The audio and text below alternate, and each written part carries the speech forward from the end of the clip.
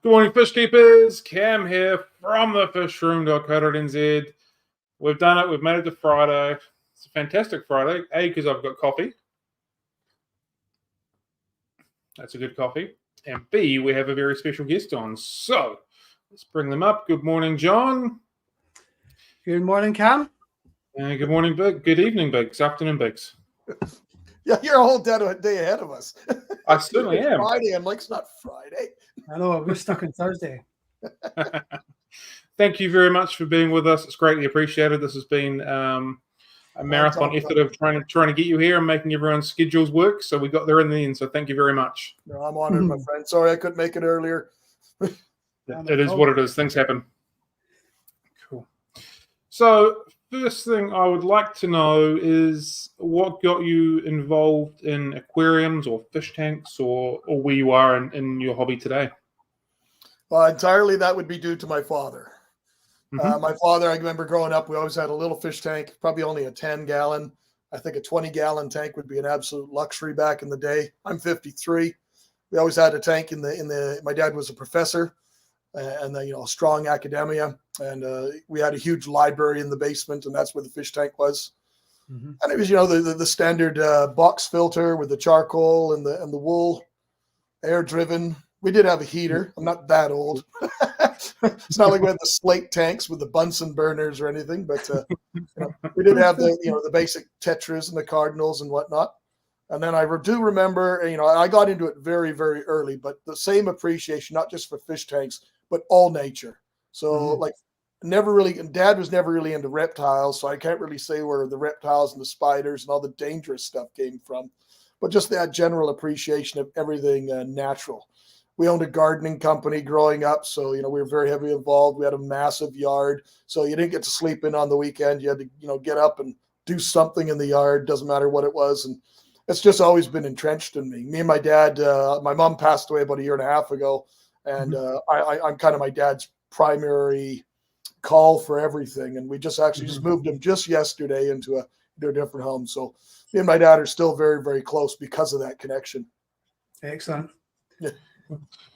So for those that haven't seen you on YouTube, for example, what other animals do you keep? Because I know there's quite a variety of things that you have. So just to sort of fill people in a little bit on that.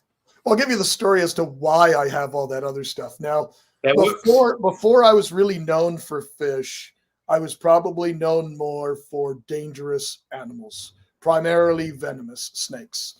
I've spoken in the Netherlands, and I spoke in Germany. This is years and years ago. And then I had children. My oldest daughter is 23, and I hadn't kept anything really that I'd consider really dangerous. No, nothing life-threatening since she was born. But when I started the YouTube, we kind of talked a little bit briefly at the very beginning before we went live. And my YouTube journey was not something I ever really considered. Joey, the King of DIY, really, really was instrumental in pushing Rachel O'Leary, who's a very dear friend of mine in the States. She's not really active as much on YouTube anymore, but she was a strongly committed, very passionate aquarist, and she still is very, very much somebody I would consider family. But she was very instrumental in pushing me. And the whole goal behind it was to try and find a ways and means of getting a stronger educational focus on YouTube. No disrespect to anybody else that's on YouTube, but there's millions and millions of channels out there, and a lot of them are they offer absolutely nothing. I fully know that if I wanted to get the views and the clicks and all that sort of stuff, my best video would probably be a video of me getting hit by a car or falling down the stairs or getting bit by one of my dangerous animals or something, but that's just not really my focus. So I started YouTube journey. I spent a couple of weeks with Rachel back and forth, and she taught me basically every single step of how to do it. I did that and I started, and it was kind of a weak start at the beginning, but I had much higher expectations of what I thought I needed to do. I felt like I could not just come out of the beginning and just do something junky. I had to be conscious of, there's no basket of laundry behind me or something. You know what I mean? Like everything, the lighting and all those sort of aspects, I wanted to make sure that I was doing my best. But then shortly after I started, only probably about 8 months after I started, the COVID came. And when the pandemic started, it immediately shut everything down globally for almost everybody, right? Everybody was affected by it. But being in central Canada, it had a different effect than a lot of other people in Canada. So, for example, Toronto, Montreal, and Vancouver. Vancouver's the far west coast. It's a massive city, multi-millions of people. Toronto is, the epicenter of the world for Canada, huge, huge city. And Montreal in Quebec is also. Those are the three major ports where anything coming from overseas starts. So it doesn't matter if you're ordering tropical fish or lizards or whatever, tropical plants, they all end up in those 2 3 places first, and then they move within the country. But when the pandemic started, as the world was trying to figure out what the hell's going on, basically in central Canada, we kind of got forgotten, and no Canadian carriers would touch anything freight originating outside of Canada. So fish dried up like that for me. And even to this day, my major wholesaler that's local to me, there's still areas of the world that have not opened up. But during the pandemic, the most he had access to was 3 cities. Belém out of Brazil, but if you're ordering from Brazil, you're pretty much getting only what we call sexy stuff. You're getting all the weird plecos, the real high-ticket items. He had access to Colombia, which was Bogota, which to me is a lot of bread and butter stuff. And then he had access to one of the cities, and I can't remember, I think it was Miami in Florida. And basically that is southern Florida. So that's all the farms where the southern peninsula of Florida is all liquid rock. The water's super, super hard, and it's basically filtered through coral. And that's all your African cichlid breeders. Well, none of those areas really were passionate to me for the focus of my study. And I call my fish keeping as my study because I'm always working forward to my next goal.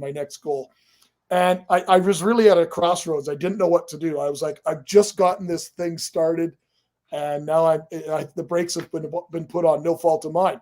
And if any of you have ever watched it's still on there because I haven't had time to change it. I have a little intro clip on my main channel. There's 3 channels now, and I'll get at that in a second. But the main channel, the Mad Aquarist, has this little intro video, and it kind of tells the story of what I plan to do with my channel. And I wasn't able to do it. I wasn't able to take you behind the scenes. I wasn't able to travel. I wasn't even able to see my best friend's fish tank and talk about that. So I really had no idea what to do. And that's how everything started morphing. I figured if I'm going to keep this going, I'm going to make it more just me. And then I started embracing other aspects. And that's where the spiders came in.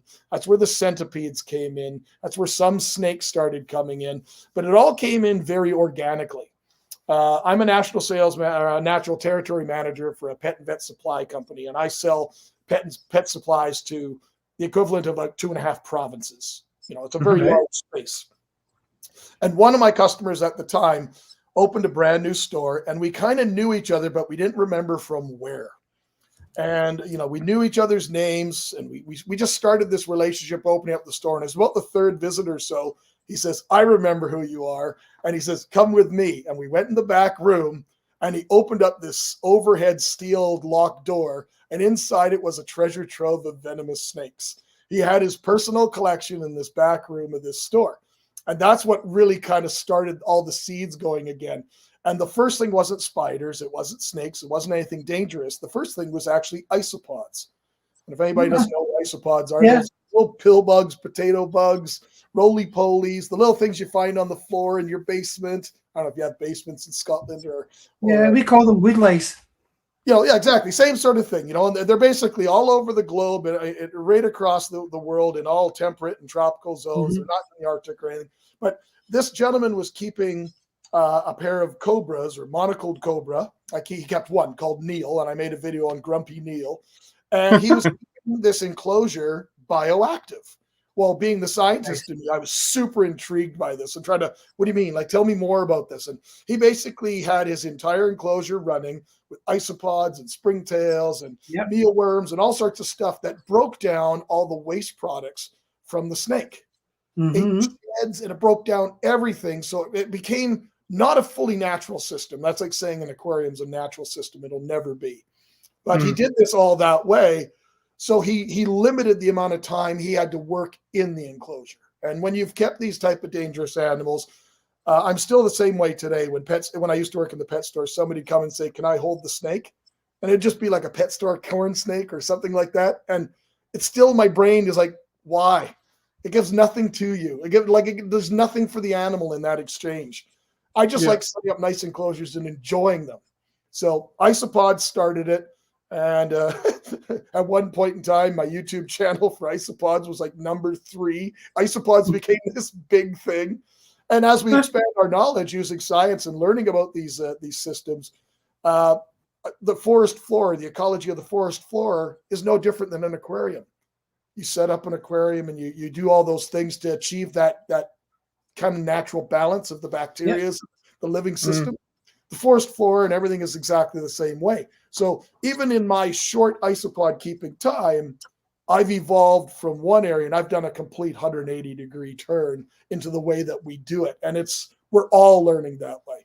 And then isopods turned into tarantulas and turned into, like, there's stuff. I've got a rack of tubs of plants over there. My basement's a disaster because we're doing the fish room right now. There's tarantulas here everywhere. Like, it's crazy. And I've got, I'm building nobody knows this because I haven't shown it yet, but I've got a 5-foot by 6-foot cage being built in the garage for 2 very special animals that I just went and saw this past weekend in Toronto. They're going to be housed together in this thing. And I've also got some very special animals coming to me from my dear friends in Brandon, Manitoba at the Westman Reptile Gardens that are just waiting for me to pick them up. And this is taking me directly back into the danger zone again. But I'm at the age, like, I've worked with these animals a lot. I have the scars to show, to prove exactly what happens when you work with it. But I dabble in a bit of everything. So I know I've gone a long way, somewhat off topic, but I'm still within. Within. All those other animals, they're all still very much a part of everything here. So anything the springtails, millipedes, any of the insects that are involved in any of that forest floor type ecology. And we started adding all those videos onto the channel because I didn't know what else to do fish-wise. I did not want to become the guy that just said, I'm going to do a video today on swordtails and just be just rehash a bunch of stuff about swordtails. That's not me.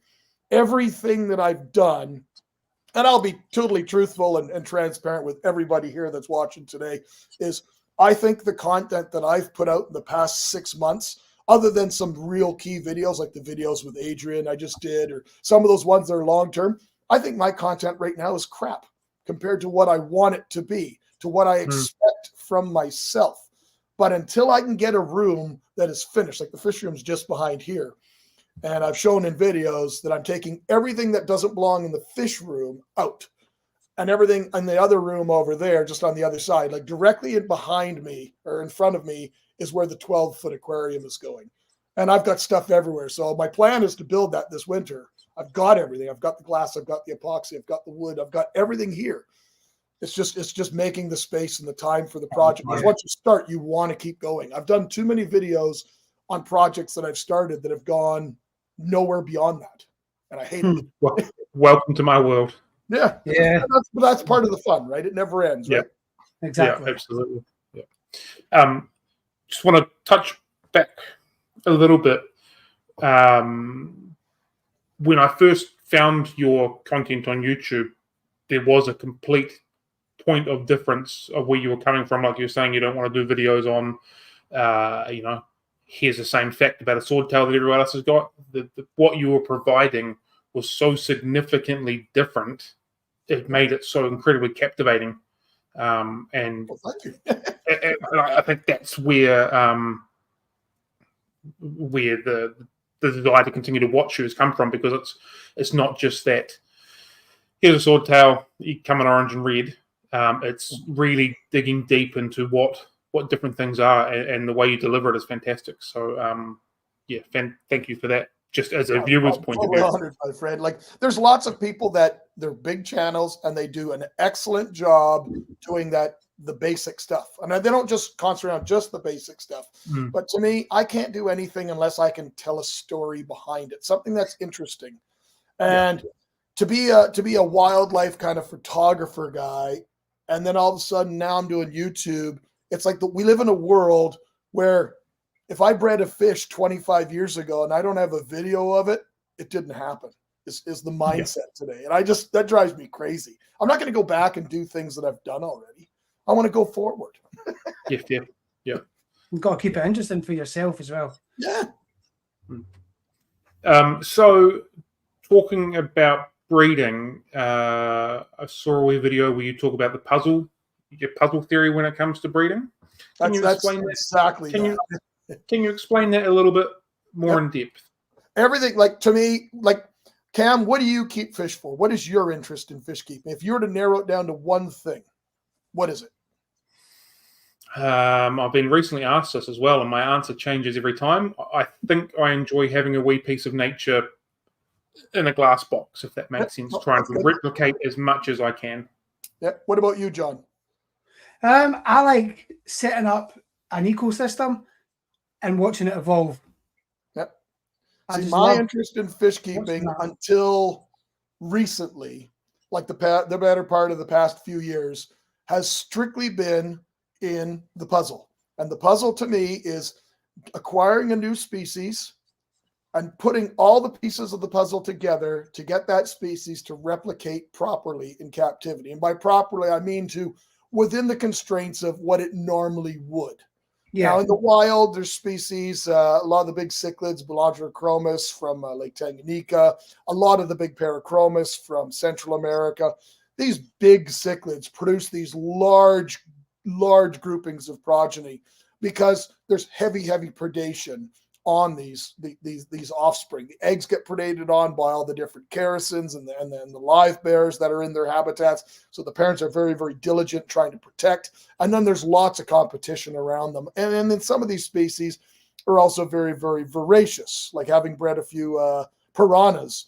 Trying to raise the fry up is very challenging because they're so predacious on each other. Puffers, the same thing. It's very challenging to get them, to give them enough space that you can get food to them, but also that to limit the amount of aggression or predation between each other.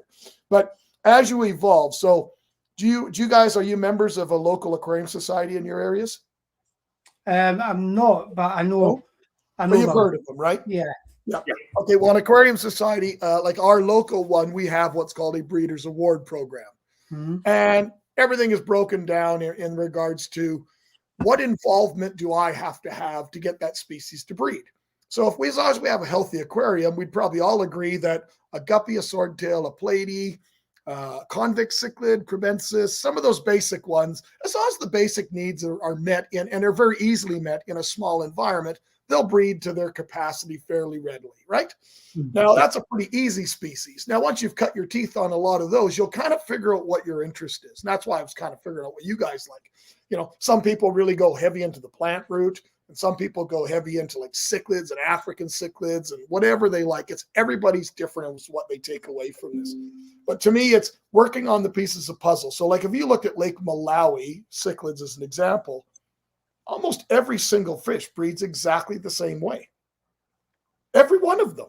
So if you were colorblind, that'd be boring. I'm not colorblind, but you know what I mean? Like there's no variability there. To me, once you've figured out one, what is the challenge in breeding the other ones? There isn't, right? There really isn't. Lake Tanganyika being, insanely older, like so much more ancient than Lake Malawi, you can see in the evolution of the species, there's so much more different in their forms and their shapes and their breeding strategies than they are Lake Malawi. Lake Malawi, generally the fish are fairly similar in shape. And this is all stuff I'm taking some of this away from that interview I just did with Adrian, but it's all stuff that I knew.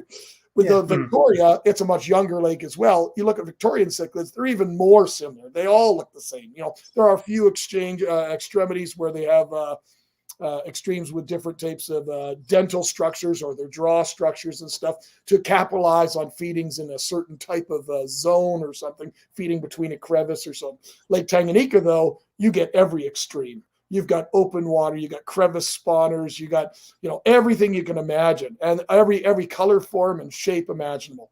Same when you go to the New World. If you want to generalize, and I know it's going to be hard to keep me on a single topic, as you probably know. Just fire away. It's all good. If you look at Central American cichlids, and I don't know if your viewers really are passionate about Central American cichlids. I don't know. You probably have the same sort of restrictions as would Australia for getting a lot of these types of fish, right? We definitely do. Yep. Yeah, but Central American cichlids, you could generalize almost all of them into certain groupings. So like a Central American cichlids, New World cichlids, Mesoamerican cichlids, doesn't matter what you want to call them, they're all the same type of fish. But they were passionate for me for like 25 years. But you get in a Jeep and you drive to one river system, you will find what I call a water cow, which is your big Vieja types, giant herbivorous things like your Synspilus, or now called Melanurus, those big, massive things. They can handle a lot of beatings from hyperaggression of some of the other species. You will find a piscivore, a predator, like a Parachromis, a jaguar, a dovi, Friedrichstali, Lozella, any of those types. You'll find one of those. You'll also find invertebrate sifters, and some of the invertebrate sifters, there's Geophagus types, and then there's also invertebrate pickers, which would be like your Therichthes types. And the Geophagus types would be like your Cribriheros rostratus, the ones that have the big fleshy lips that dig around in the sand looking for invertebrates. Or you look at the ones like the firemouths and stuff like that that have very dainty mouths. Well, the firemouth cichlid is no real different than an Alonocara in Lake Malawi, a peacock cichlid, for the way that their structures work, the way they find food. So it's very sympathetic. These are fish that are so far removed from each other by millions of years, but they've evolved in the same line. You know what I mean? Mm-hmm. So you go anywhere in any river in Central America, Mexico, you're going to find open water cruise predator, ambush predator, sifter, water cows, and a few variables in between. South America, you got a lot more different types of habitats, and species have evolved a lot more differently down there. Because if you look at any of the major river systems down there, everyone thinks the cichlids rule there. They don't. The catfish rule there, because the Amazon River is basically just a giant chasm, right? Yeah. If we really narrow it down, and the catfish own 90% of it. All the other fish live in these peripheral little areas on the edge, or they're open water fish. And the open water fish will be in massive schools. Most of your characins, any of your big, even some of the bigger characins like the Dorados and things like that. These are big, monstrous fish. Silver dollars, piranhas. These are all the same type. They're big open water fish, and they cruise along in amongst all these things. But when darkness falls, the catfish, that's when they come out and hunt. They take these things out. So everything else lives in that little periph. And then when the waters come, when the Andes ice caps melt and all that water comes rushing down, that floods the forest. But it takes everything that was in its path with it. So you're getting all that leaf litter, you're getting all those dead insects, any dead material, organic matter, plants, leaves, everything is now flushed into the system. And that's where you're going to get a massive decrease in water chemistry. You're going to get a decrease in pH. So your hydrogen levels are going to drop. You're going to get a lot more organic matter. So that's going to be causing all sorts of other factors to your chemistry. So you want that to have that pH drop. So you're going to get the acidity. You're going to get all that tannic acid, those black water type habitats, right? You're getting a cold water influx because all this water is rushing down. It was frozen at one point. So you're getting all those things. And these are all what I call triggers. And every one of these triggers is available to us as a tool to put the pieces of that puzzle together. Lake Malawi doesn't really have any puzzle to put together. Once you've bred one, they pretty much generally, and I know I'm very, very generalizing this, they generally all breed somewhat the same way. Tanganyika is similar, but there are different strategies. As per that interview that I did with Adrian, one other factor that we really want to look into, because there's one species out of that lake that's in that interview that I talked about specifically, that I spent literally 13 years working with, altering water chemistry, trying everything, and nobody in the world has bred this fish yet. And that fascinates me to no end from the scientific side. But you're talking water chemistry is water chemistry. All our water chemistry in the northern hemisphere is calciferous, calcium-based. All the water in the lower hemisphere is generally magnesium-based, specifically in the Old Rift Lake area.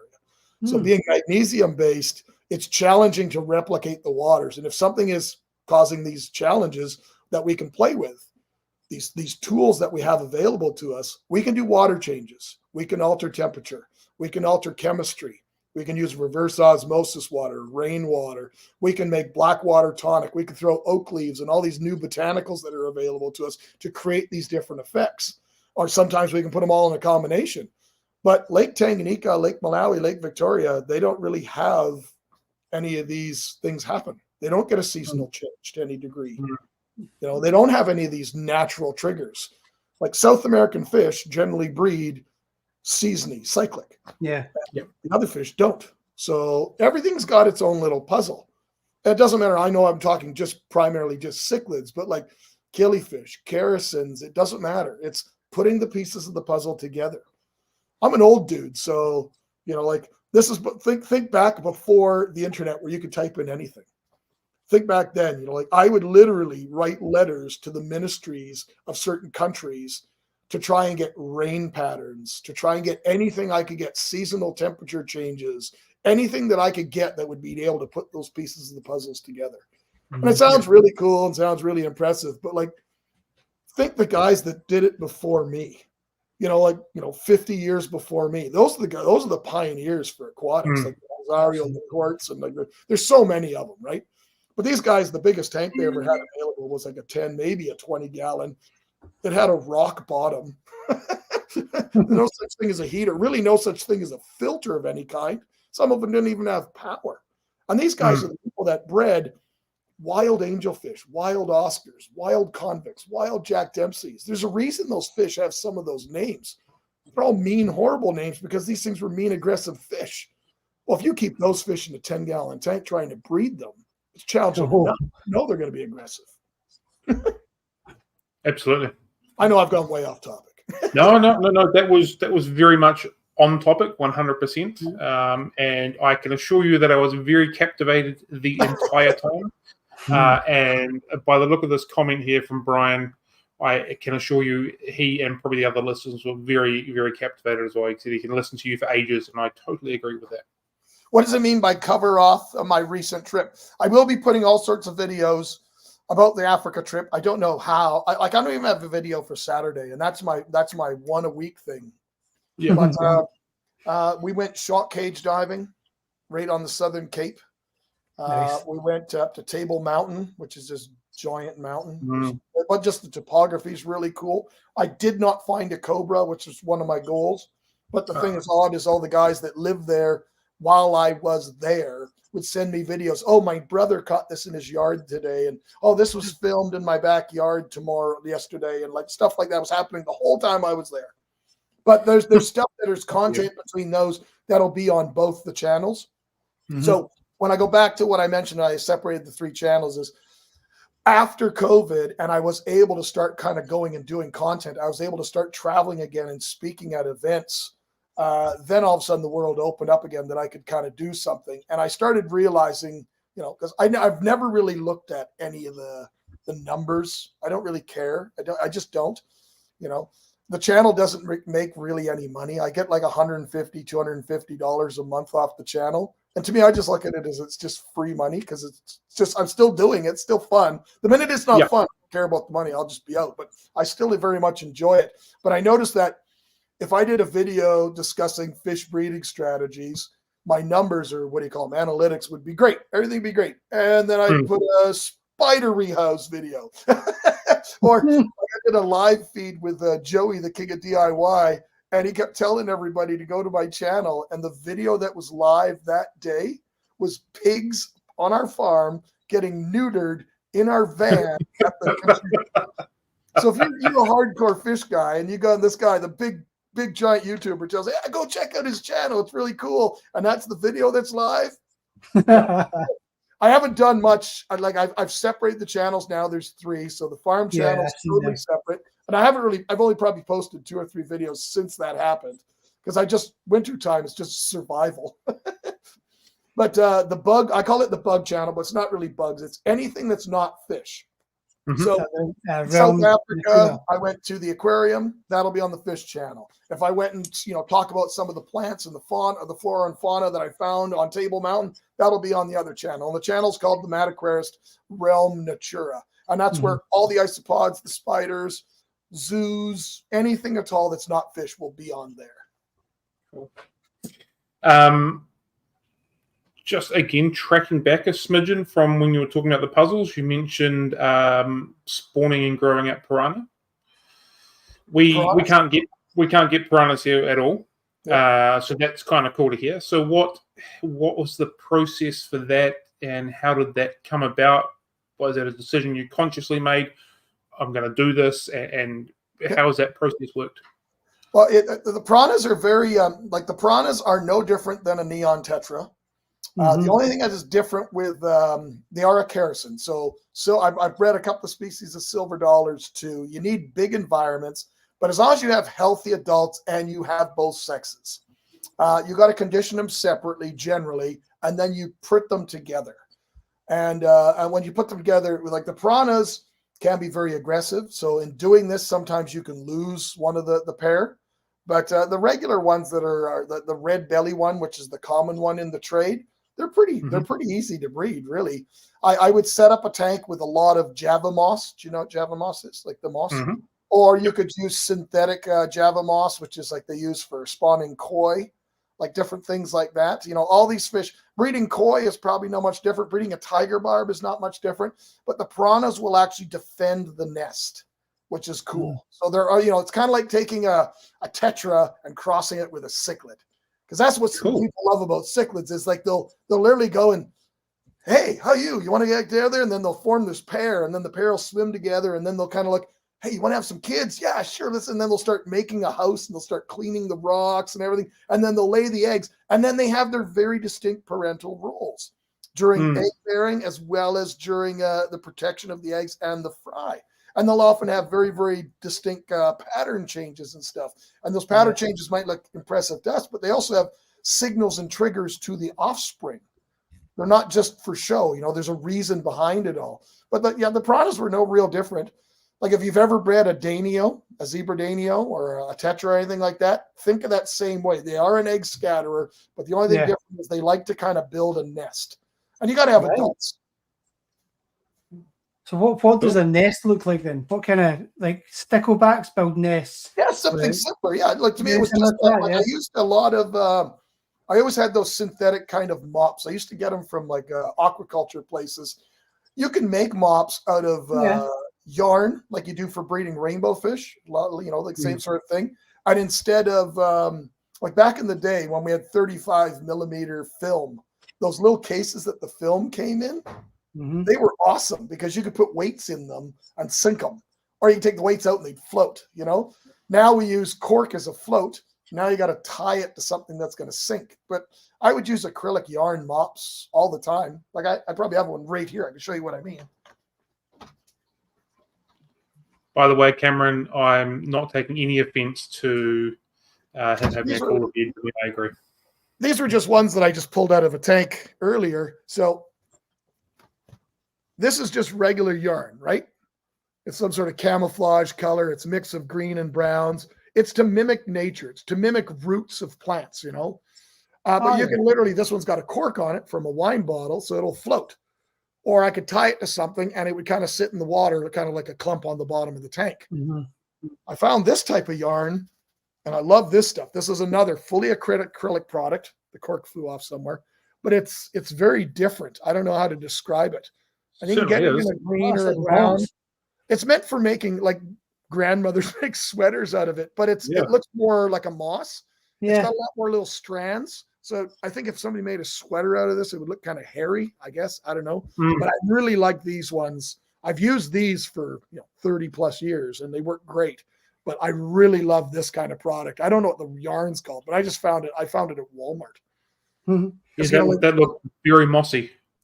Yeah, a guy looking like me walking into like a craft store. I get a few looks, right? So, I try to quickly get stuff, like sneak into that aisle in Walmart and throw it in the cart, and then hopefully nobody will say anything. But like you put a handful of these on the bottom of the tank, and sometimes you don't even need a thing to weigh them down. You literally just put this in the tank, put it under the water, squeeze all the air out of it, and they'll often just sink to the bottom. But you can put all sorts of stuff, like for breeding piranhas. You're generally like you guys you don't have access to them in New Zealand. Can you keep them in Scotland? Should be an issue, right? Yeah, we can pretty much have anything. But like to me, adding all those different botanicals. Now, if you're just going to breed the regular red belly one, they've been bred for so long in captivity, they'll adapt to almost everything. Which is why I was kind of bringing up that thing about the old guys breeding Oscars and angels and convicts. Have you ever kept a wild Oscar versus a pet store Oscar? It's it's like owning a basset hound or a pit bull. They're two totally different types of animal. A pet store Oscar is just this dumb pet, and they're awesome fish. They kind of train you, and they just kind of float around. That the tank is this big cumbersome guy, and you feed them. They become these great household pets.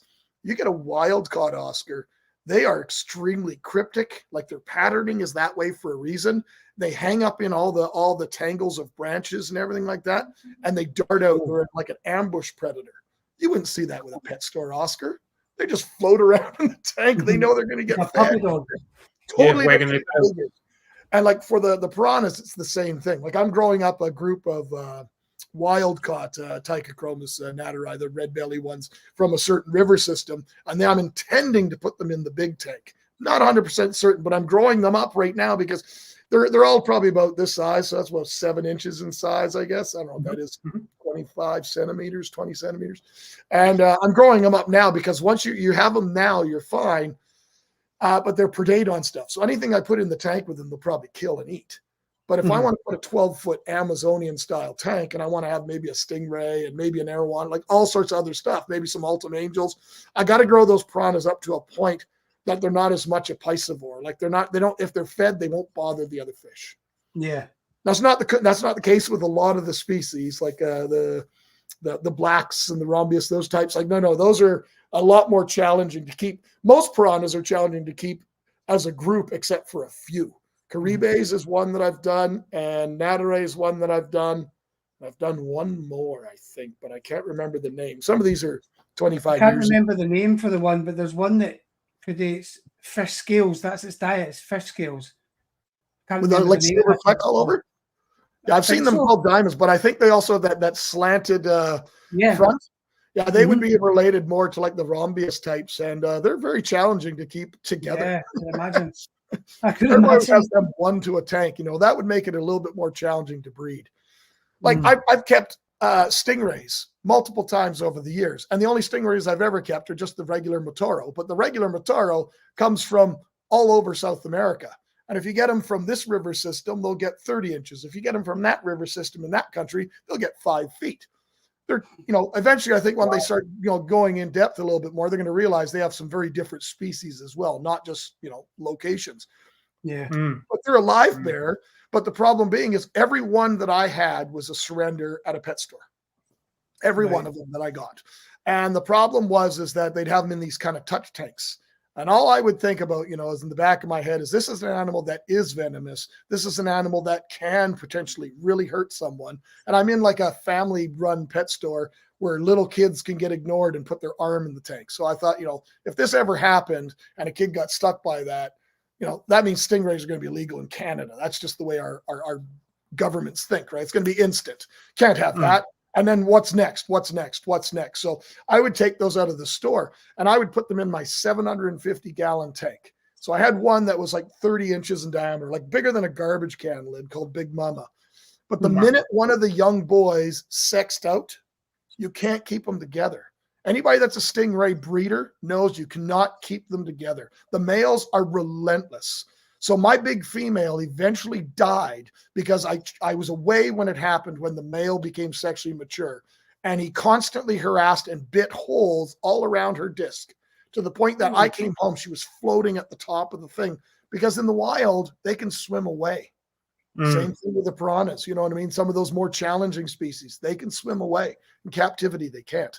So in captivity, the people that breed stingrays on a commercial or even for fun generally keep the sexes apart and throw a male in for a weekend party, have some fun with all the females, and then they take the male out. Even the public aquariums, every public aquarium I've been to, and I've been to 9 in the past year and a half, I've been behind the scenes in more than half of them because I know some of the curators and stuff. None of them keep boys and girls in the same enclosure ever. Wow. It's not worth the hassle because they also have no outlet for getting rid of the offspring in a public aquarium, right? Yeah. That's quite true in lots of things, like big fish, little fish. They can't get away. So if you've got an aggressive male in a 2-foot tank, for example, the female can't get away regardless. And like in the wild, they can swim away. So I think there's a lot of misconception when it comes to aggression on some fish because they're just not kept in a big enough area to kind of void what that is. But we can also go back and look at those habitats a little bit better. Like I remember back in the day, in the early 70s, getting the mixed boxes of Tropheus. And for us trying to figure out how to keep some of these things, one of the things that we started putting in the tanks was lots and lots of PVC pipe cutoffs, ABS pipe cutoffs, plastic waste pipes. We just cut off little sections. We saved them all. And we just throw piles of them in a tank. We'd even suspend them in the top row of the tank, because if you ever look with African cichlids, a lot of the ones when they get really, really aggressive, where does the one that's getting beat up always go? Top corners. Top corner. Right? They don't go sit on the bottom. They always go up to the top corners. So we put shelters up in the top corners. The only problem being, though, is the pipe is the same diameter right through. You look versus that, take that same mentality and work with people that breed Central American cichlids, any of the really hyper aggressive ones, the males this big, the females this big. Well, then we can put things in the tank that the female can get in to find shelter, but that the male can't get in. Or those, do you guys use those lighting grid diffusers? Lighting, they're about. You know what I'm talking about? We call it egg crates. You know, you could put those in and make little holes in it that the female can swim through and the male can't. You know, those are all tricks and tools or things that are in our arsenal of things to try and find ways and means to get them to breed. It's all part of the puzzle.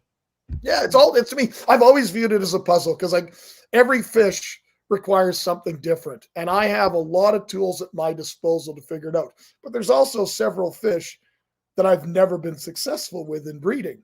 And it's because I did something wrong. I either missed a piece, put a piece in the wrong spot or something. Like, I'll give credit. There's a very well-respected gentleman in my area, Mr. Jim Cummings. Oh, and yeah. He's very passionate about Madagascar cichlids right now. That's awesome. He does a great job with them. He's also been like an icon for doing New World cichlids ever since I was a little kid. So this guy's forgotten more in the past few years that he's learned. Like he's an icon. But like he was very successful, and I mean successful, and he bred them twice and twice only. The Lamina, Paranitropus neurosati, I believe is the species. That's that bright neon orange rheophilic species from Madagascar. Well, he grew up youngsters. He got them from the same wholesaler. They came from the same place that I got mine from, but he grew up youngsters and amongst the tank of other Malagasy cichlids. And as they became sexually mature, they paired off, no different than a New World species, and they produced offspring, and they took care of it. My reason that I wasn't successful is I would go to Leif de Mason at Old World Exotics, where they all came from, and I'd say, okay, well, go in the pond and send me 5 or 6 adults. So he sent me 5. I had 2 full-size sexed pairs and an extra, and I landed them in my 750-gallon tank. And by the time the bags were floating around on the top of the tank just to get the temperatures the same, 4 out of 5 were deflated because they were trying to kill each other through the bags. Wow. Now, I landed them in that 750-gallon tank. So it's an 8 foot by 4 foot footprint, and it was 32 tall or something. Big, giant, wet, dry filter. But it had big Achera catfish, Pilmodellid catfish predators, a lot of mix of New World cichlids, both South and Central American. It was really kind of my catch-all tank for a lot of the retired breeders and stuff. My display tank, big silver dollars and things like that. And I landed them there basically because of the aggression level, and I thought this would be perfect. The piece of the puzzle that I missed, though, is that these are ancient fish. They have no predators in the wild. Nothing. And I introduced them into a tank full of not necessarily predators, but more modern fishes, highly evolved fish. And, I don't know if anybody's really ever thought about it, but like the minute I walk through the threshold of my front door and I take that first step or I open the door, there's a vibration chain that goes through the house. It might be very, very minute, but that vibration chain carries through the house. And if you were to just look around the corner, your fish already know you're there because they'll all be up in that corner looking for food. Try it. Sneak into a room one day when all the lights are on, excuse me, and just kind of poke your head around. They already know you're there because they sense the vibrations using their lateral line. So they sense it. Well, the problem that happened for me is every time these fish, they'd breed for me all the time, but they'd breed on the wall of the tank. So then I'd go and put a slate where the wall was, and then they'd breed beside it. Pot, and they breed beside the pot. They never bred on anything that I could take it off short of using a razor blade. But the problem being is every time that they bred, before I could get to the spawn, the other fish would have already taken it out because the Madagascar fish were the first ones to leave their spawn. Because in the wild, they don't have any reason to defend it. They don't have any predators. If there's New no World predators, then they'll species just know that safe. it's just a food source, so they go to it right away. So I was never successful at ever breeding that fish to capacity, but they bred for me all the time. Yeah. It's just I missed some of the cues of the puzzle. And I know very, very much why I don't have it. And I'll work with it again if I can find it. But it's a very challenging species to keep, very, very hyper aggressive. And one other tool that I never mentioned, but Oliver Lucanus, do you know who he is? Gentleman from Montreal, Canada. He's well known. He's an explorer all over the world. He's a very dear friend. I get a lot of fish from him. Mm-hmm. He did a presentation, I'm going to say 20, 25 years ago that I saw. I don't even remember where it was. And it brought me right back to my childhood and with the tinkering and the thinking about the way we do our habitats. So you go back, we started back in the day with like box filters. And then we evolved and we got to like in the 80s, we had under gravel filters and they were, whoa, there was no such thing as a power filter or anything yet. And then we got these power heads and they were just a motor that we could put on the top of an under gravel filter. And they worked like an under gravel filter, whether people like them or not. I've had stores with 300 plus tanks where the entire store is running on under gravels. They work if you understand the basics. But modern people want to have fast and more efficient and everything. And we don't want to have an understanding. How many people do you ask about the nitrogen cycle of a fish tank? And they can tell you exactly what's happening, but they won't be able to explain any of the science behind it. Mm-hmm. Right? They just know what they read in the book, and that's it. Yeah. So after we had the under gravels, we had these power heads, and now it's a power-driven under gravel, not just air. And then we got power filters. And after hang on the back power filters, then we got canister filters. You know what I mean? Mm-hmm. And the whole world just kept evolving. But now you look at the average person that has a fish room that breeds fish, they have sponge filters in most of their tanks, generally. Hamburg mat filters, which are an awesome, awesome filter. And they're very, very efficient. And not only, when you drive them with a good air pump, they produce a lot of flow. Or the little standing sponge filters that just draw air up and down. And we could breed fish with that without issue.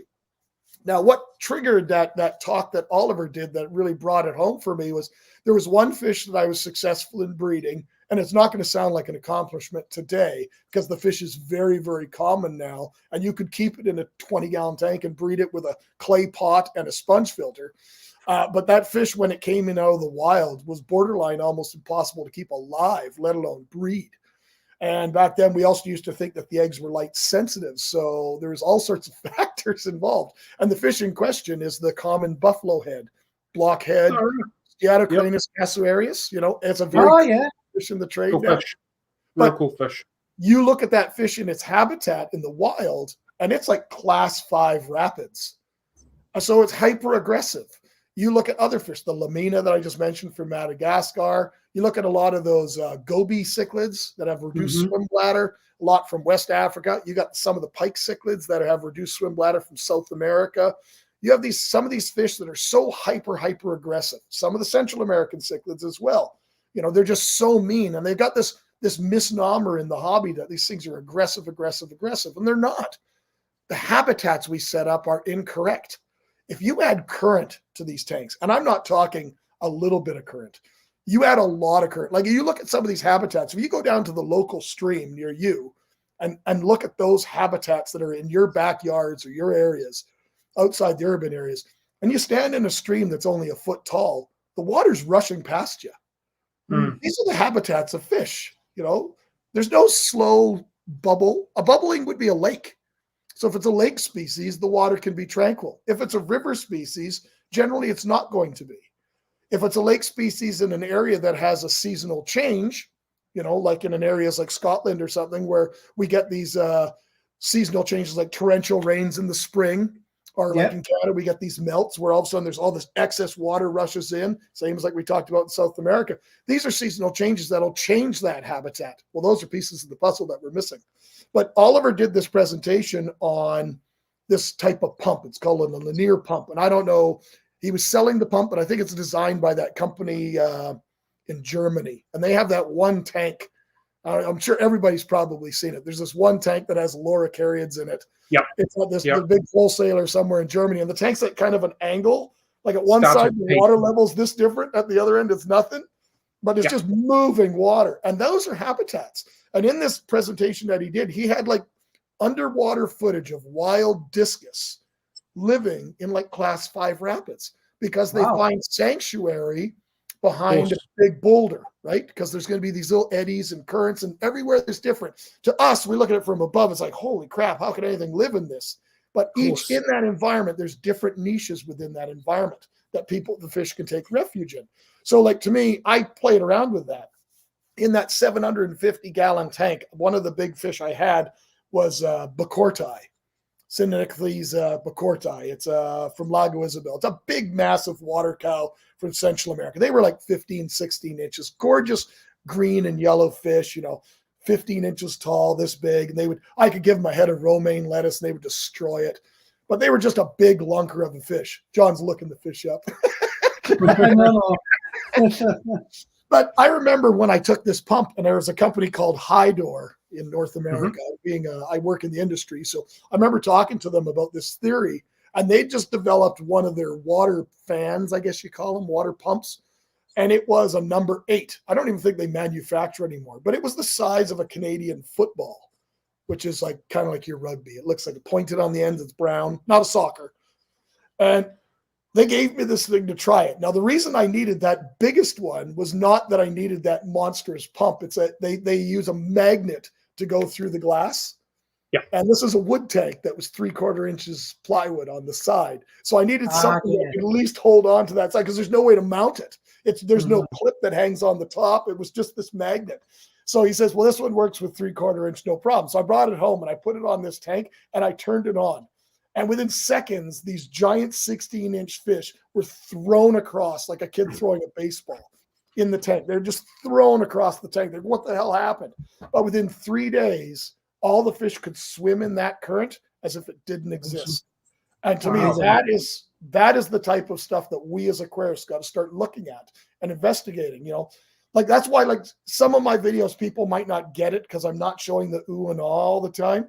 But putting a camera in a local stream and just seeing what it looks like, taking temperature readings, taking water chemistry readings, and just trying to get that science behind it and figuring out like what you have in your backyard is not going to be that different. There'll be water chemistry differences. Yes, there are other factors, but everything we want to learn about nature is available to us. We just have to look. Wow. I go way off.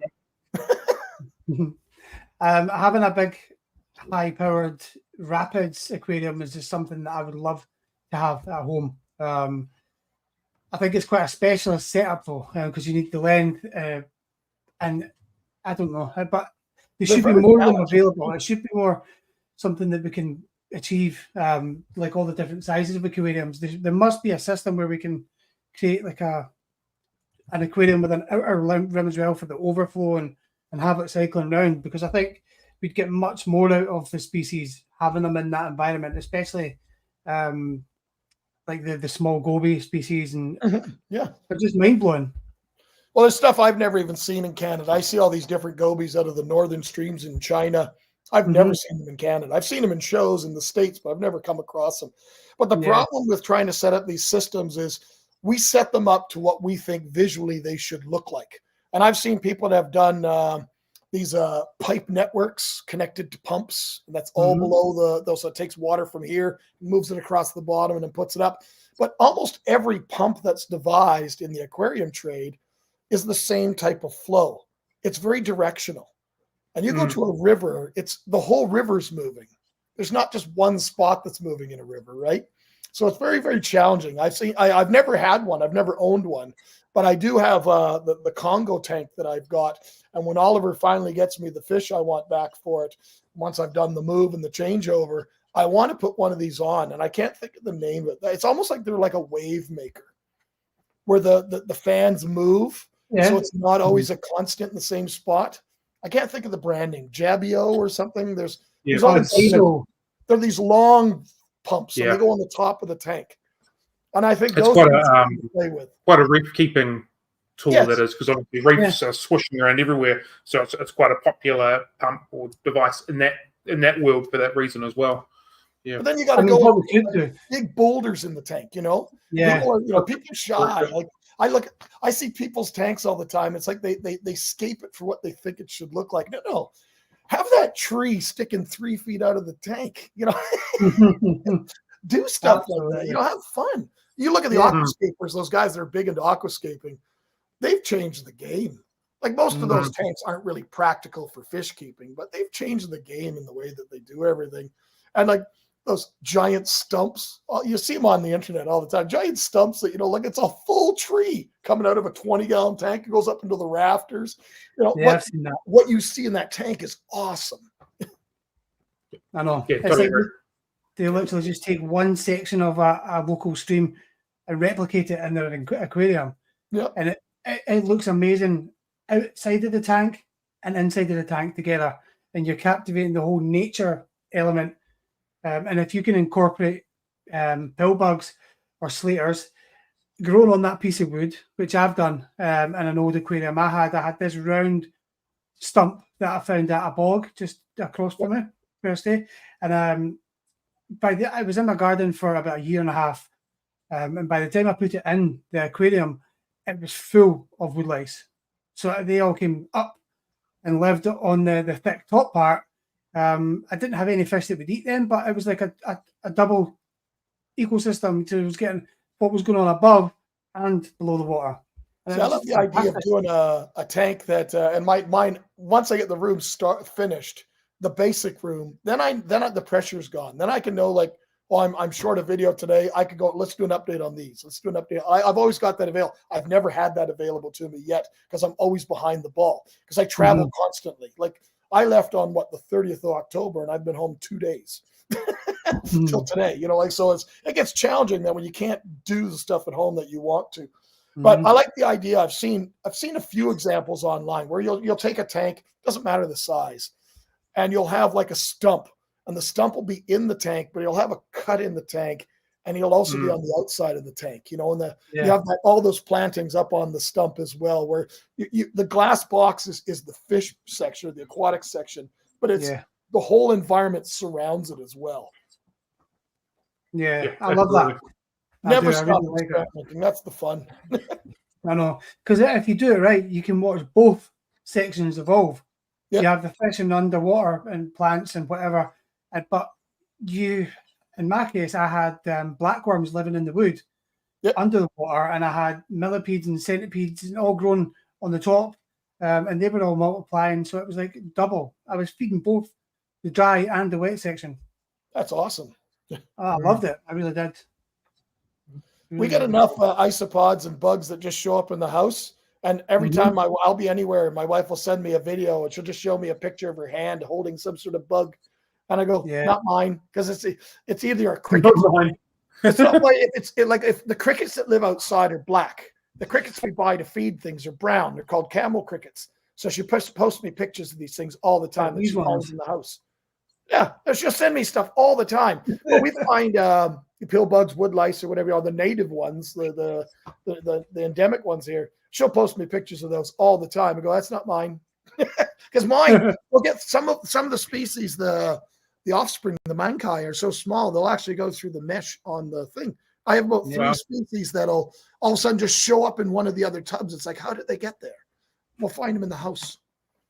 We don't talk about that. And you've managed to get that past the wife easily enough, or was there a bit of convincing on that? Understood. We don't talk. Understood. I get it. Okay. I did videos where she would be away one day. She'd be doing stuff. She'd be at work, and I'd be filming a video, and I'd use their kitchen, like upstairs. I'd do a video on the kitchen counter, and I made a little thing. I downloaded it off the internet, and I totally forged her signature, and I called it the wife permission slip. I showed on the video, and then in one video, she came while I was filming. She was doing something in another room, and she came. She goes, "I'll take that." She took my wife permission slip away from me, so I haven't done anything other footage on the kitchen. Well, there's always a saying that I've kind of lived by or promoted is it's easier to say sorry than it is to get permission, and that's a fact. I bought her this giant pot, like a real nice. I went to a restaurant supply place, and I bought her real nice, heavy gauge I think it's aluminum or whatever, like a stock pot for making soup. Yeah. A real nice one. It was big, but it's also conveniently the best one for soaking and boiling down botanicals. Absolutely. The problem when you boil botanicals is they leach out all the get tannic these leaves acid. in it, Cam. If it's that big. That sort of stuff. But then when you boil that down, it leaches the tannic acid, and the tannic acid etches the aluminum. So now the pot is permanently stained at a water line of this brown stuff. So now she won't use it. So now it's my pot. So I don't know if I want no. And I bet she says that you bought it for yourself and it was never a gift. Yeah. Over the years, I've owned for the fish room food processors, any Tupperware that ever comes downstairs for any reason, like the little pre-used containers and stuff. They all just become property of the fish room. Yeah, you're not allowed back up to come down. I hear that. Out the back of my shop is full of all sorts of bits and pieces that have come from home and have been used once or twice, and they're never being used ever again in the kitchen. Yeah, well, but years ago, I was breeding plecos, and the best thing for feeding plecos, other things other than food, like a piece of zucchini or squash or anything like that, is I would just take a fork, chick a chunk on a fork, and just throw it in the tank. The fork sinks down and holds it perfectly in place. Yeah. Until we got in the kitchen one day, and there was no forks left. Where's the forks going? Like, I don't know. That's weird. I have no idea. I know. We've had a wee question. There we go. What do you make of wild insects being fed to fishes? I think it's an integral part of the diet of most of them. I think most of the fish foods that we actually have commercially, I love this whole new wave of black soldier fly and different types of things, as long as they're actually made properly. Because the problem is, a lot of these companies are buying the offsets, the junk or a flour or something like that derived from these products. Like I really love there's a black soldier fly one out of Sarah out of Germany. It's fantastic. Incredible food. I use that a lot. Fantastic. I love that. Absolutely. Yep. Northfin has Bug Pro. Like that's another exceptional one. And this is more getting back to nature. Like you were talking about piranhas. One of the real keys for piranhas is feeding them correctly. Now, the rhombius types, those ones with the slanted heads that we were talking about, those are true piscivores. They are true predators. That's why you have to kind of keep them solitary in captivity unless you have anything but the largest aquarium. They're really, really challenging to keep together as a group because you feed them that frenzy. All it takes is a scratch on one of them, and all of a sudden that one's killed. But with the other ones, their diet isn't fish. Their main diet would be insect larvae and stuff like that, little crustaceans and stuff. So the thing I feed my group of piranhas, because I'm not trying to grow them up fast, I'm trying to grow them up naturally, is the thing I probably feed them the most would be bloodworms. Frozen bloodworms for piranhas that are 6-7 inches in length. Yeah. But I also feed them market shrimp, uncooked raw market shrimp with all the shell and everything on them, and I also feed them like smelts. It's like saltwater minnows. I don't know. People must buy them for food. I don't eat any seafood. Never have. So I go to like the Asian markets and I find all this great stuff for feeding fish, like the puffers and everything. Puffers need things to work their teeth off on, right? So always need things like clams and mussels and crayfish and things with hard shells. But bloodworms get a bit of a bad name for various reasons, and obviously you just said you feed a lot of bloodworms to your piranha.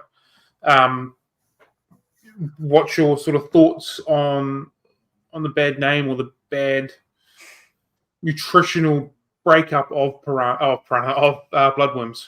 It depends on the ones that you're buying. Like Hikari is the premium brand. I actually sell that brand in Canada. It's one of the aquatic brands that my company represents.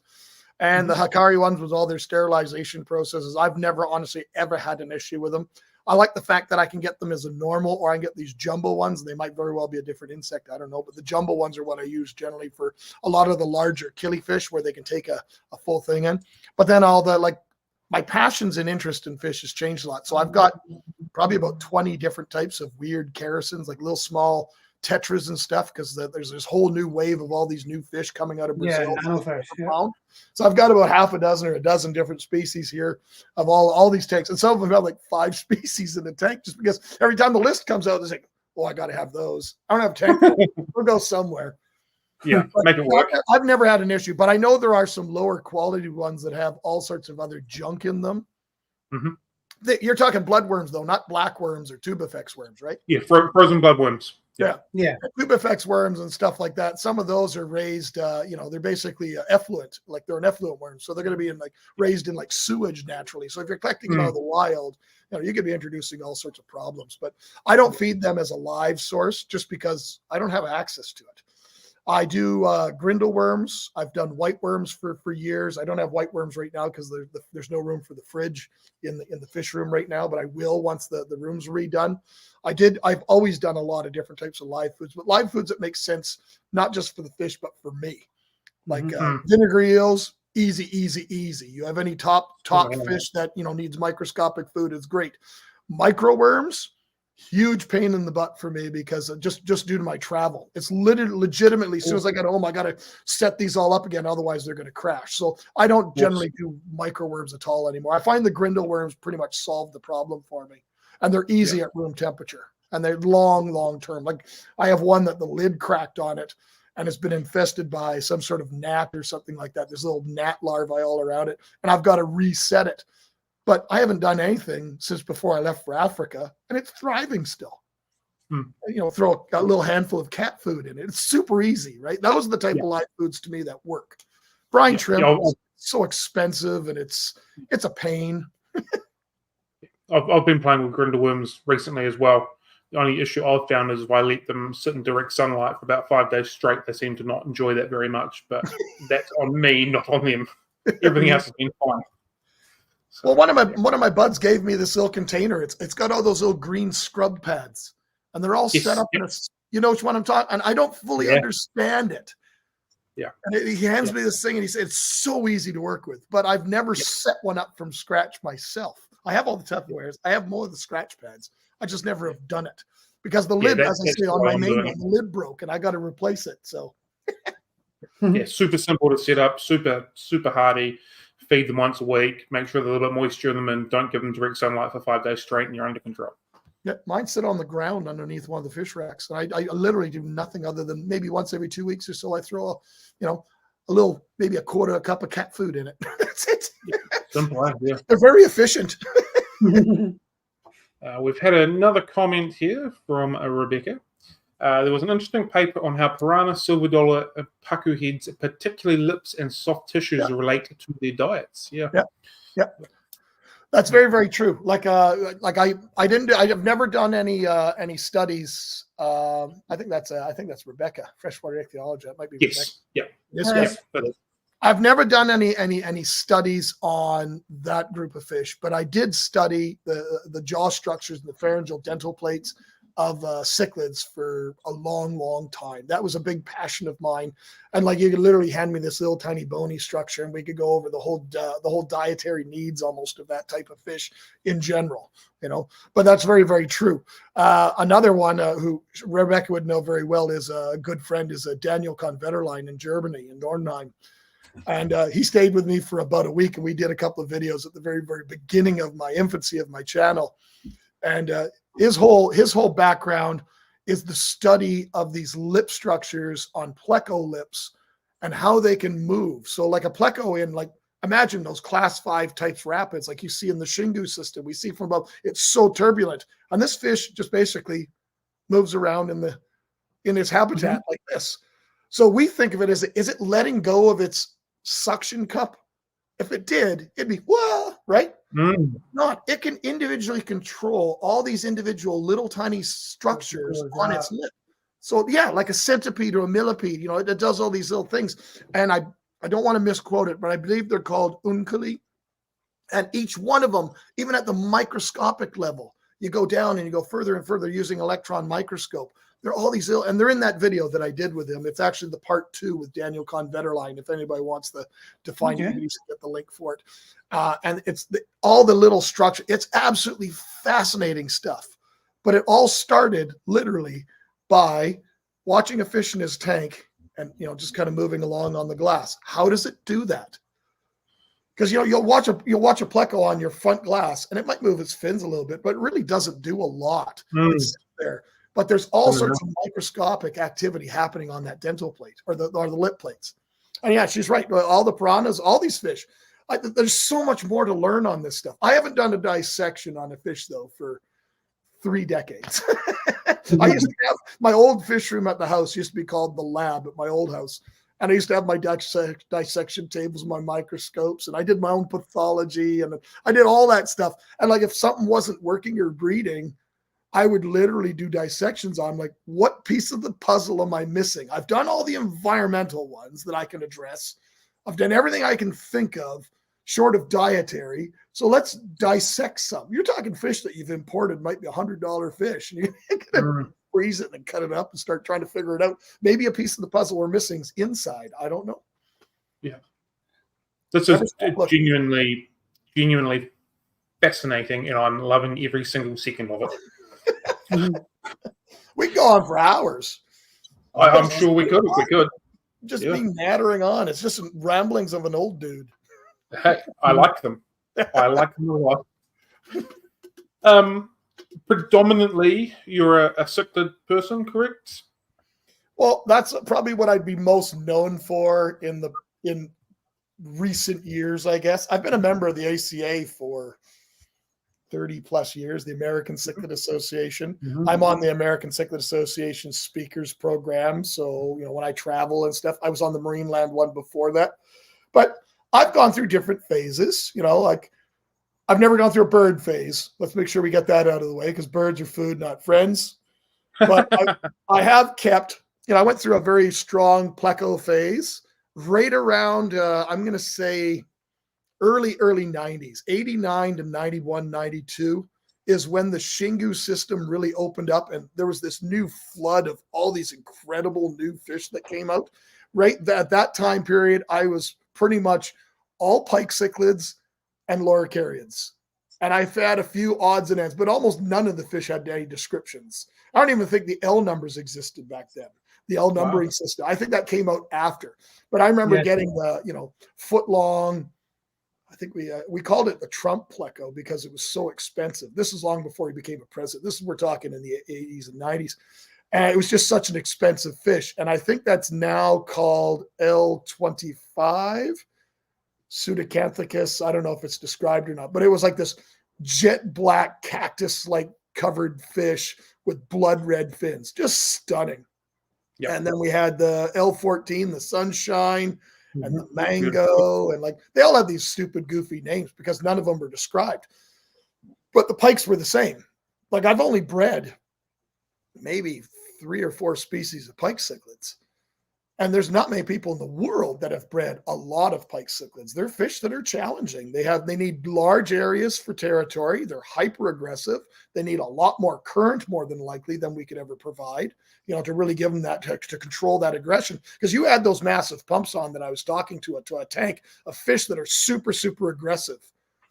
You can now limit the aggression because the minute they come up into the water column to go and fight something, they get blasted away by the water, by the pump because it's too fast for them.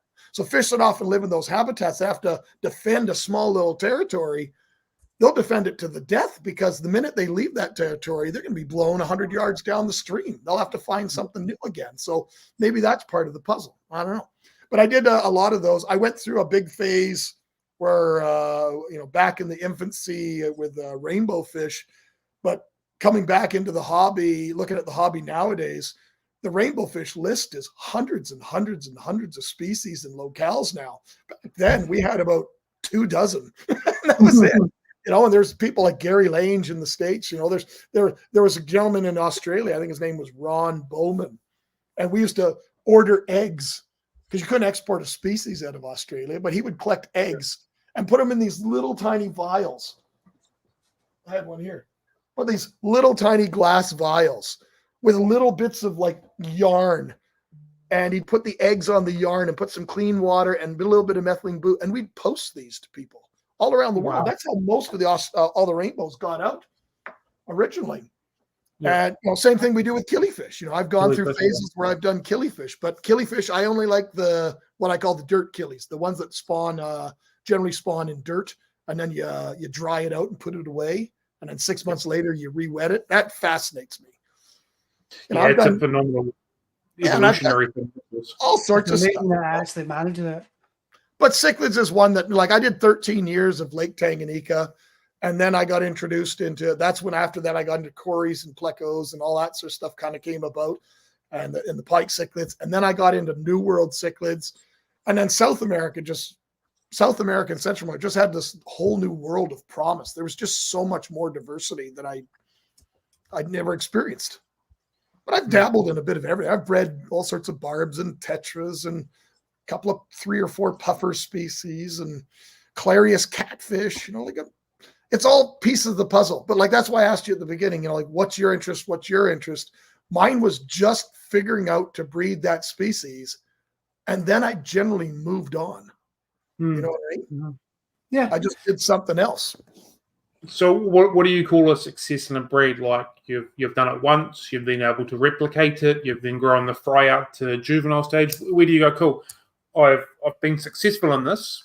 Yeah. Next, at what point do you check the box and say that's you done? But within the realms of what is considered a successful spawn. So example would be like Synodontis multipunctatus, the little Tanganyikan cuckoo catfish. Yeah. Easy to breed, but you don't breed the fish by itself. It needs a host. So it breeds with excuse me.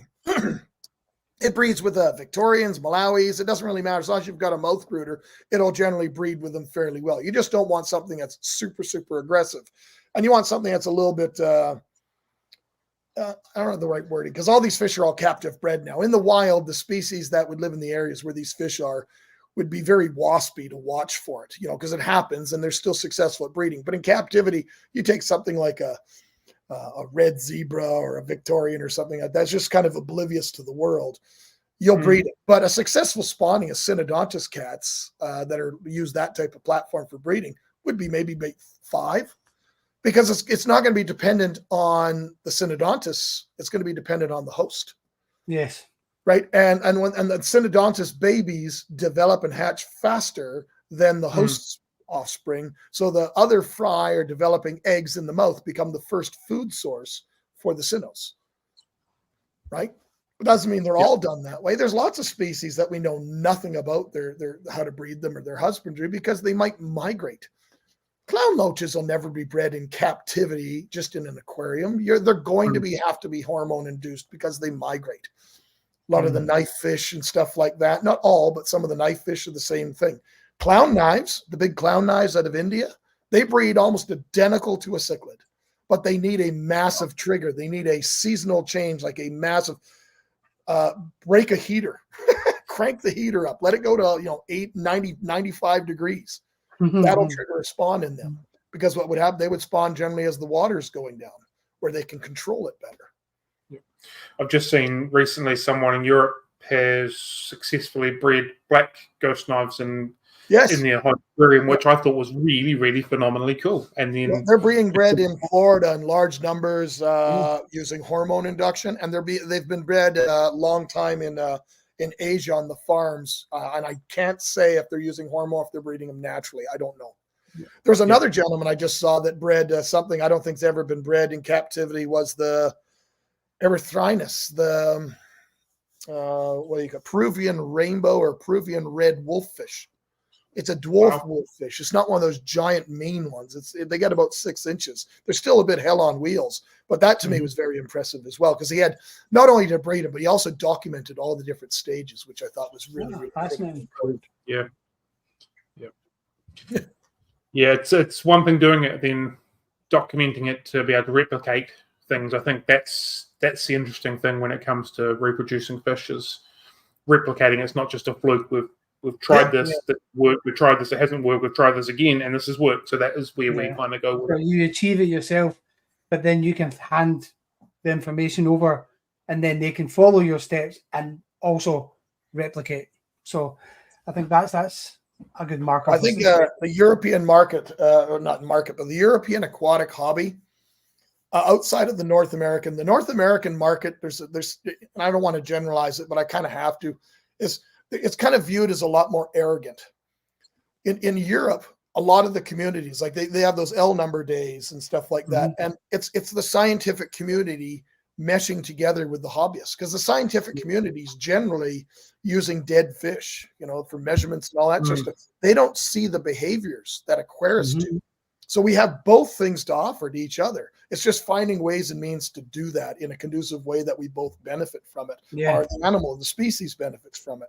And we're starting to see more and more of that. And that's nothing but positive to me.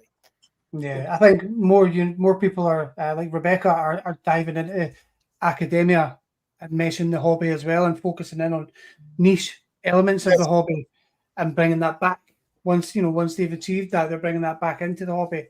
Yep. In the forms she does some incredible work. Like she is definitely someone to keep your eyes on, because she's going to do some amazing things. She's coming to speak in the US, I think it's in September, at the Keystone Clash, which is an event I did 4 years in a row.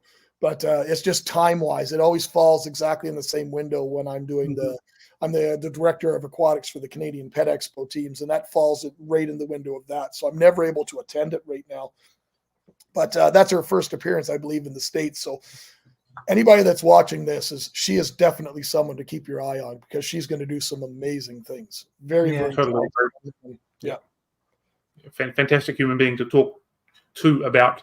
I've never met her and I've never spoken to her, but I'm just watching what she does and some of the way she posts, the way she holds herself. She's a very, very passionate individual, very knowledgeable. She's been ever present in Facebook groups that I've kind of been admin for maybe 7 years now. She's just a constant presence and a welcome presence, because she brings the knowledge, and the way she hands it over, she doesn't come over arrogant in the slightest, because she's approachable, and she's like the missing link between science and the hobby. Yep. I think anyway, here in the UK especially. Yeah, she's very similar to Daniel in the way, like she's that new breed of scientist that was passionate and then has taken that passion and you brought it into academia. Yes. I've never met her, I've never spoken to her, but she has that same type of personality as does Daniel. So if you're listening, Rebecca, I apologize if you view that as a negative. Daniel's a dear friend, but he has that passion and that never-ending quest to find out stuff, and he literally just by watching a fish on the glass is what triggered his interest and his studies and his focus. And to me, that's the best way to do it. Never stop questioning, never stop observing. Like, to me, like, as much as I said at the beginning, like my main interest is in breeding fish, it's not anymore. I really don't have anything to prove to anybody. I don't have, I don't care. I keep fish for me. And as much as I do the stuff when it comes to the spiders and the habitats, I really just enjoy really creating these nice type of habitats where I can witness these type of behaviors. You take that 12-foot tank that I'm going to be building, and I had a 750 before. Most people would think, well, a bigger tank allows me to keep bigger fish. No. Put smaller fish in those big environments. And I trust me, you'll see behaviors that you never experienced before, even from things as common as a tetra. Like, people don't get it, but like they just group tetras as tetras. Well, piranha's a tetra, right? Silver dollar's a tetra. But like a neon tetra and a cardinal tetra, even though they look similar, cardinal tetras are a schooling fish. Neon tetras don't really school. They're more of a pair fish. You put neon tetras in a tank and it's kind of chaotic. They're not really smooth. But you put rummy nose or cardinals, and then generally the school goes and then turns around and goes, right? Neons are more like some of the barbs where they're just kind of all over the place. But we all lump them together because they all just have that same name. Yeah, for sure. I think we've got about 5 minutes to go before you've got to shoot off. Is that about right? Yep. So we'll just get on to what we call the School of Six, which is 6 really short form questions and short form answers. It's not. Yeah, no, I think we should get that okay. Oh, whatever. So the first question is: if you're doing a coin toss, do you do heads or tails? What? Tails? I don't know. If you could have a superpower, what would it be? I don't know. To go back in time, redo some of the things. I don't know. But then I'd miss out on the stuff that I've already learned, right? Yeah. Miss the time with my kids. I don't know. Paper, scissors, rock. Paper, scissors, rocks. What's your first call? What's the what? Paper, scissors, rocks. What's your first call? Rock. Paper. Yeah, rock. yeah, rock. Cool. If you could have a meal with anybody, live or dead, at any point in the history of time, who would that be? I'd be able to go back and have a dinner with my dear friend, Mr. Wayne Leibel, who was the one that my mentor for years. He's the one whose face I have tattooed on my thigh. He's the one that basically embraced all my passions and stuff. And they're talking an ichthyologist, a scientist that would spend any amount of time to help a young man over the phone, hours, leading through a dissection. Yeah. Wow. Are you a tea or a coffee drinker? I don't drink coffee at all. I grew up English-Irish, so I grew up with very strict tea times, but I don't really drink it anymore. I can. It just, yeah. Not for you? Yep. And what is your unicorn fish? This can be either keeping, breeding, seeing in the wild, taking photos, anything like that. What is the one fish that you want to be around or whatever way the most in your life? It would probably, right now, there would probably be two. Not necessarily. One would be a species. The one species would to have that orange fish from Madagascar again, to do it properly. Set some different tanks up, set up more than one tank of them, but to acquire that many of them would be extremely costly and very challenging, because there's only one person in North America I know that's ever bred them other than Jim. The second one would be my more the interest of where I want to go next, and that would be in the moramids, which is all the elephant nose type fish, the weekly electronic fish from the Western Africa. And that's what I'm kind of waiting on for the next phase for me to do stuff in the, because they've bred a few of them and I don't know if it's hormone induction, but to me, they are fascinating fish that we know nothing about. Very good. They're cool, quite a cool fish. I have to agree there. Yep. Well, that basically has come to our time. So again, thank you very much for being with us. It's greatly appreciated. I'm sure that everybody that has been watching or listening have thoroughly enjoyed what you had to say. So thank you very much. I never saw the chat. Nothing comes up other than that one thing that you put up there. So I wouldn't have a clue. I didn't see anything. I've never been on the other side. I know why, because mine says private chat. Oh, there's questions everywhere. I didn't know who was watching. I haven't done this for so long. I used to go live, and I just couldn't come up with a consistent schedule for going live unless I was away. And if you're away, you're in a hotel room using the crappy art in the background. It just didn't have the same sort of feel. So I never ever really did it. And now my concentration is just trying to get this room up and running. Once the room's up and running and some of the critters are sequestered away, then I can work on the big tank, and then the big tank will be my background, and we'll do it a bit more consistently. As long as I'm not dead, Yeah. We change things. No, it's been an absolute pleasure, my friends. I apologize again for taking so long. You've been asking for this for probably well over a year, and I'd be honored if you want to ever do it again. I'd be honored. It's just trying to find that work around the schedule. Yeah, I totally understand that. Maybe after your next trip, we'll tie up again and find out what you've been up to. I don't have anything planned right now. Nothing like that. I don't know. There's everywhere I want to go. The one place in the world, if I had an opportunity to go anywhere right now, and I've been asked to go 3 times, is India. But I don't know, and it's no disrespect, I don't know if I could get off the plane to get out of that urban area and you're dealing with an area of the world.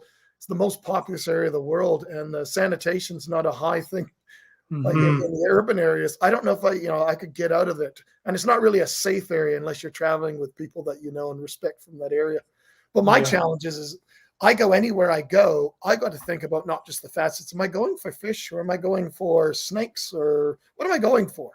And usually I can go to an area that has a bit of everything. Fill every cup. Yeah, definitely. Cool. Thanks everyone for watching. I appreciate it. No, thanks for coming on. Enjoy the rest of your afternoon. When it comes out. Thanks, guys. Thank you, Cheers. everybody. Have a good one. Bye. Catch you later.